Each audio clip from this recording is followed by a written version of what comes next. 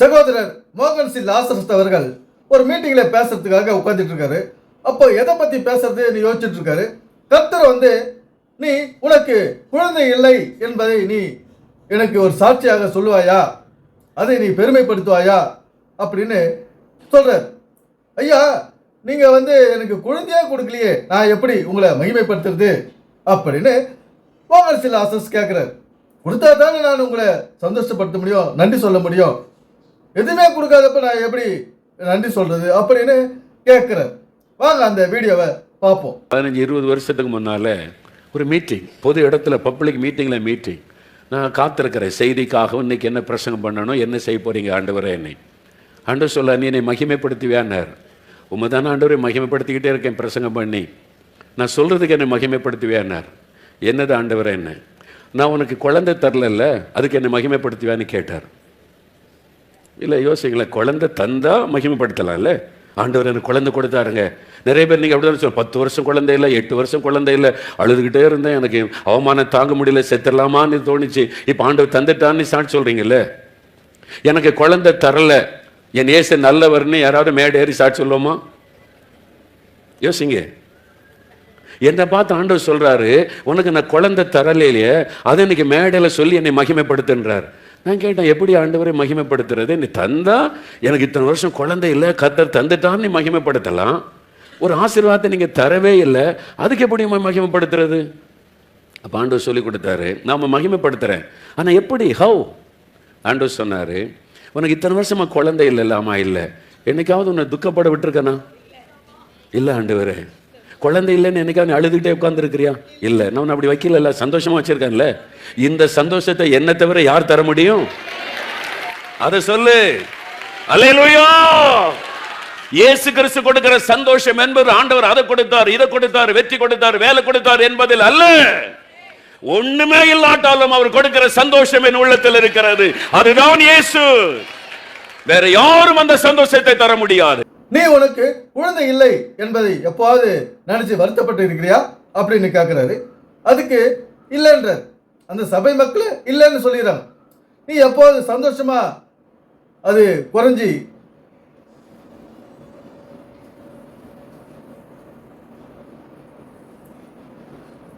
நீ உனக்கு குழந்தை இல்லை என்று எப்பாவது வருத்தப்பட்டு இருக்கிறியா அப்படின்னு கர்த்தர் கேட்டப்போ இல்லை அப்படின்னு மக்களே சொல்றாங்க. சபை மக்களே இவர் சொல்றதுக்கு முன்னால இல்லைன்றாங்க.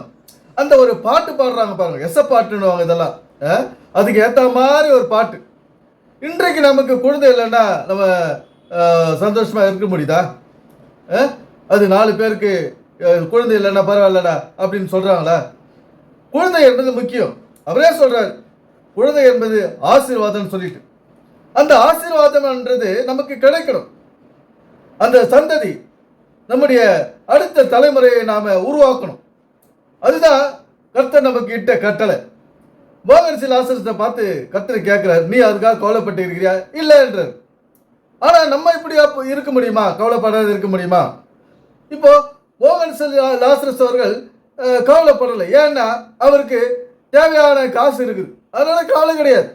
பிள்ளை இருந்தாலும் இல்லைன்னாலும் அவருக்கு தேவையான காசு சேர்ந்து போச்சு. ஆனா நம்ம நிலைமையை பாருங்க, ஒரு சொந்த வீடு இல்லை, வருமானம் இல்லை, நிலையான வருமானம் இல்லை. இப்படி ஒரு திக்கட்ட நிலைமையில நம்ம இருக்கிறோம். நம்ம அடுத்த நிலை என்னவோ, ஒரு குழந்தை இல்லாதவர்களுடைய நிலைமையை யோசிச்சு பாருங்க. இந்த ஒரு வசதி வாய்ப்புகளோடு வசதி குறைவா அவங்க எவ்வளவு வேதனையில் உட்கார்ந்து இருப்பாங்க. ஆனால் மோகன் சி லாசரஸுக்கு அந்த மாதிரி ஒரு நிலை இல்லை. அவருக்கு ஒவ்வொரு நாளும் பல ஆயிரங்கள் லட்சங்கள் கோடிகள் கொட்டி கொண்டு இருக்குது. அதை பற்றி அவர் குழந்தை இல்லையே அப்படின்ட்டு கவலைப்பட வேண்டிய அவசியம் இல்லை. பொறுத்து பார்த்தாரு, பல வருடங்கள் போச்சு, குழந்தை இல்லை, வேற என்ன பண்றது? அது எது நமக்கு கிடைக்குதோ அதை வச்சு சந்தோஷமா இருந்துட்டு போக வேண்டியதுதான். ஆனால் இங்கே குழந்தை இவருக்கு ஏன் இல்லாத போச்சு பாருங்க. இவர் இந்த பைபிள் மனுஷனை மனசை மாற்றி விட்டுரும். போய் என்னை பற்றி பேசு, இயேசு கிறிஸ்துவை பற்றி சொல்லு அப்படின்னு ஒரு தவறான சிந்தையை இவங்களுக்குள்ள ஏற்றி விட்டுறது. ஆனா இயேசு கிறிஸ்து அதெல்லாம் சொல்லலை. நீ இப்படி எல்லாம் போய் என்னை பத்தி ஊரா சொல்லு, உன்னுடைய சக்தி எழுந்து போயிடு, உனக்கு ரத்தம் இல்லாத போயிடு அப்படின்னு சொல்லலை இயேசு கிறிஸ்து. இவங்க பைபிளை இப்படி தப்பா புரிஞ்சுக்கின்னு இப்போ மோகன்சி லார்சஸ் அவர் வாலிப வயசில் ஓடி தெரு தெருவாக போயிட்டு வீதி வீதியாக போயிட்டு தெரு பிரச்சனைலாம் செய்தவர். ஒரு சரீரமானது நல்ல ஆரோக்கியமாக போஷாக்கோடு உடலில் உள்ள உயிரணுக்கள் அதிகமாக இருக்க வேண்டும். அப்பதான் அந்த குழந்தை பிறக்கும் ஒரு நிலை வரும், அந்த சரீரம் பக்குவப்படும். இவர் போயிட்டு வெயிலில் தண்ணி இல்லாத தாகத்தோடு திரிஞ்சு இயேசு கிறிஸ்து நான் சொல்ல போறேன் அப்படின்னு சொல்றதுனால இன்னைக்கு அவருடைய சரீரத்தில் இருக்கிற அந்த உயிரணுக்கள் செயல்படலை, குறைஞ்சி போச்சு, அந்த கவுன்ஸ் குறைஞ்சி போச்சு. குழந்தையை உருவாக்கும் அந்த சக்தியை இழந்துட்டாரு மோகன்சி லாசர்ஸ் அவர்கள். இப்போ அவரு சந்தோஷமா இருந்துடலாங்க, அவருக்கு பல லட்சம் கோடிகள் வருது, நல்ல சாப்பாடு கிடைக்குது, வீடு கிடைக்குது, இருக்கு. அவர் நாம இருக்க முடியுமா அப்படி? பிள்ளைகள் கர்த்தரால் கொடுக்கப்படும் ஆசீர்வாதம், அந்த பிள்ளைகளை நாம் பெற்றெடுக்க வேண்டும். இந்த காலத்தில் குழந்தையின்மை அதிகரிச்சுன்னு போகுது. ஏன்? இந்த வாழ்வியல் முறையை மக்கள் சரியா வாழறது கிடையாது, தனக்காக குடும்பத்துக்காக வாழறது கிடையாது. ஒரு பொழுதுபோக்கு தான் இன்னைக்கு நடந்துங்குது. அன்னைக்கு இயேசு கிறிஸ்துவை வச்சு கடவுளை வச்சு பொழுதுபோக்கா சபைகளுக்கு கட்டிடங்களுக்கு ஆலயங்களுக்கு வழிபாட்டு தலங்களுக்கு போயிட்டு இருந்தோம். அதுவும் போதாதுன்னு இன்னைக்கு செல்போன் வேற வந்தாச்சு. எல்லா வாலிபர்கிட்டையும் பெரியவங்க கிட்டையும் அந்த செல்போன் என்பது இருக்குது. அது மணிக்கணக்கில் பார்க்குறாங்க, அதனால உடம்பு பாதிக்கப்படுது. இன்றைய ஆண்கள் தாடி வச்சுக்கிறாங்க. அது நமக்கு தாடி தவிர பெரிய ஒரு அசிங்கமாக நம்ம நினைப்போம். ஆனால் இன்றைய வாலிபர்கள் பாருங்க தாடி வச்சிருக்காங்க. இப்படி சரீரத்தை சரியா பராமரிக்காததுனால நமக்கு குழந்தையின்மை அதிகரிச்சுக்கிட்டு போகுது இந்த காலத்தில். அப்படி ஒரு குடும்பமே குழந்தை இல்லாத கிடக்குது இப்பெல்லாம். ஏன்னா ஒரு 3 பெண்கள்னா அந்த 3 பெண்களுக்குமே குழந்தை இல்லை ஒரு குடும்பத்தில். இப்படியெல்லாம் போகுது. ஏன்? நம்முடைய வாழ்வியல் முறை சரி கிடையாது. நம்முடைய சரீரத்தை நாம் பாதுகாத்து அதை பதப்படுத்தி பண்படுத்த வேண்டும். அதை நம்முடைய சரீரத்தை பாதுகாக்க வேண்டும். இயேசு கிறிஸ்த போய் சொல்ல போறேன்னு சொல்லிட்டு வெயிலையும் காணலையும் தண்ணி தாகத்தில் அன்னைக்கு ஒரு நாள் ஓய்வு எடுக்காத போயிட்டு தீஞ்சி காஞ்சி வர்றது இயேசு கிறிஸ்து விரும்புறது கிடையாது. அது அவருக்கு ஒரு தேவையில்லாத விஷயம். என்ன? இன்றைக்கு நம்முடைய சரீரத்தை நாம காத்து கொள்ள வேண்டும் என்கிறது இந்த பைபிள். மோகன்சி லாசர்ஸ் என்ன சொல்றாரு? படிப்பு, ஆஸ்தி, அந்தஸ்து அதை பற்றி நம்ம சந்தோஷப்படக்கூடாது. ஒண்ணுமே இல்லைன்னா கூட சந்தோஷமா இருக்கணும் அவர் சொல்லுவார். அவர் எல்லாத்தையும் பேசுவார். ஏன்னா அவர்கிட்ட எல்லாம் இருக்குது. நமக்கு எதிர்காலமே கேள்விக்குறியா இருக்குது. நாளைக்கு என்ன நடக்குமோ, நாளைக்கு என்ன செலவு வருமோ, அப்படியெல்லாம் நமக்கு இருக்குது.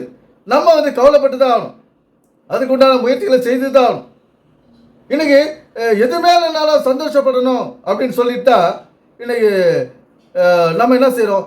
எதுக்குமே பிரயாசப்படாத, நம்முடைய சிந்தனையை அதை செயல்படுத்தாத, நம்முடைய செயல்களை நல்லதுக்கு பயன்படுத்தாத ஒரு ஏழ்மை நிலையிலேயே இருக்கிற காரணம் என்னன்னா, மோகன்சி லாசஸ் போன்ற ஆட்கள் இது மாதிரி எதுவுமே இல்லாமல் சந்தோஷமா எப்படி இருக்கிறது? இந்த மாதிரி ஒரு வார்த்தையெல்லாம் நம்ம சொல்லக்கூடாது. அது மற்றவங்களுக்கு முன்னேற்றத்துக்கு தடையாக இருக்கும். இந்த வார்த்தையெல்லாம் இப்படி சொல்லக்கூடாது. இங்கே மோகன்சி லாசர்ஸுக்கு குழந்தை இல்லை, அவர் ஏதோ அவரை தேர்த்திக்கிட்டு அப்படி போயிட்டு இருக்கார். ஜான் ஜெபராஜுக்கு குழந்தை இருந்தால் இன்னைக்கு குழந்தை இல்லாத எழுந்துட்டு நிற்கிறார், குழந்தைய பிரிஞ்சிட்டு நிற்கிறார், மனைவியை பிரிஞ்சிட்டு நிற்கிறார். இந்த மாதிரி இருக்குது பாருங்க. இந்த நாட்டில் நடக்கிறத நீங்களே பாருங்க. மோகன்சி லாசர்ஸுக்கு குழந்தை இல்லை, ஜான் ஜெபராஜுக்கு பிறந்த குழந்தையை விட்டுட்டு வந்துடுறார் பல பிரச்சனைகளால். ஏன்? இந்த குடும்பம் எப்படி செயல்பட வேண்டும் என்பதை இந்த வேதத்திலிருந்து யாரும் கற்றுக்கொள்ளவில்லை. இந்த வேதம் என்பது ஒரு வழிபாட்டுக்குரிய புத்தகம். நாம போய் கட்டடத்தில் காணிக்க போடணும், கை தட்டணும், இயேசு கிறிஸ்து புகழ்ந்து பாடிட்டு வரணும், அப்படிதான் இவங்களுடைய மனநிலை.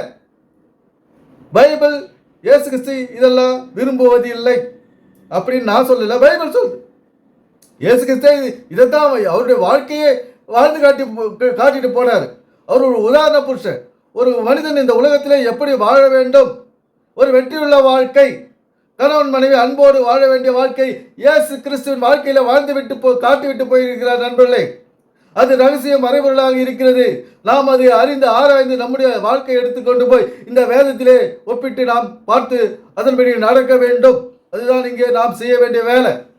அதை விட்டுட்டு நான் மணிக்கணக்கில் பைபிளை படிக்க போறேன், நான் சண்டேவனா ஓடி சர்ச்சில் உட்காந்துக்க போறேன், வெள்ளையும் சொல்லியுமா போட்டுக்கின்னு போயிட்டு அங்கே பெந்தைகோஸ்து சர்ச்சில் உட்காந்து கைத்தட்ட போறேன், ஆவியில் நிறைய போறேன், அபிஷேகத்தில் நான் பெருக போறேன் அப்படின்றதால ஒரு வெற்றி வேலை. இந்த வேதமானது இது அதுக்கெல்லாம் உருவாக்கப்படலை, எழுதப்படலை. இதில் எழுதி வைத்துக்கிறதுன்னா நம்முடைய வாழ்க்கையை நாம் சீராக சிறப்புமாக வாழ வேண்டும், நம்முடைய சந்ததிகளை நல்ல நேர்த்தியாக அறிவோடு ஆரோக்கியத்தோடு நாம் வளர்க்க வேண்டும். அதற்குண்டான வழியை தான் நாம் இந்த உலகத்திலே செய்ய வேண்டும் நண்பர்களே. இதன்படி செய்தால் வாழ்க்கையில் வெற்றி. எந்த விதமான ஒரு ஏமாற்று பேச்சுகளுக்கும் நாம் இடம் கொடுக்காமல் நம்முடைய வாழ்க்கையை நாம் சந்தோஷமாக வாழ்ந்துவிட்டு போகலாம். எனவே சிந்திப்போம், செயல்படுவோம். நன்றி, வணக்கம் நண்பர்களே.